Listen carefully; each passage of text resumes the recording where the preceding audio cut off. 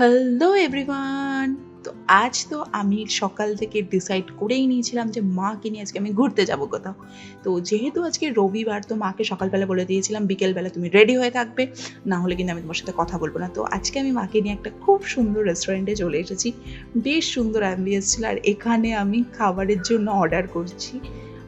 Order করছি না, actually আমি ওয়েট করছি যে কখন আমার থেকে অর্ডারটা নেবে, বিকজ রেস্টুরেন্টে এসে বসে থাকতে আমার একদম ভালো লাগে না, আর সত্যি কথা বলতে মায়েরও ভালো লাগে না। তো এখানে আমার মা মেনু দেখে একটা অদ্ভুত কথা বললো, যেটা শুনে আমি অবাক হয়ে গেলাম।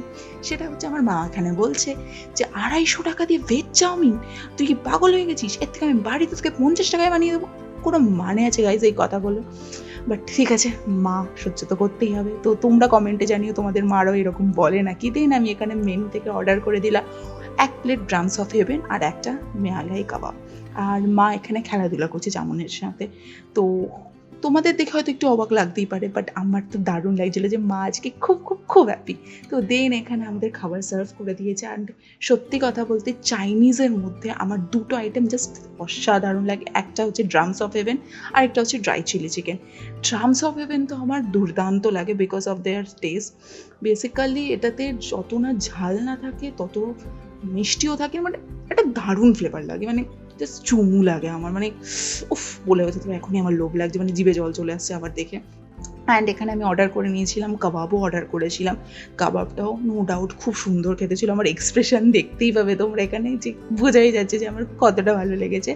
অ্যান্ড সত্যি কথা বলতে আমি খেতে ভীষণ ভালোবাসি।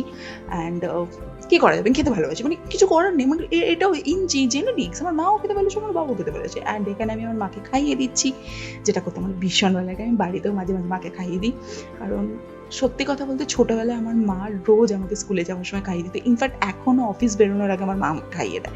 তো মা খাইয়ে দিত, এখন আমি মাকে খাইয়ে দিচ্ছি, মানে এই ফিলিংসটা আমি কখনো এক্সপ্লেন করতে পারবো না।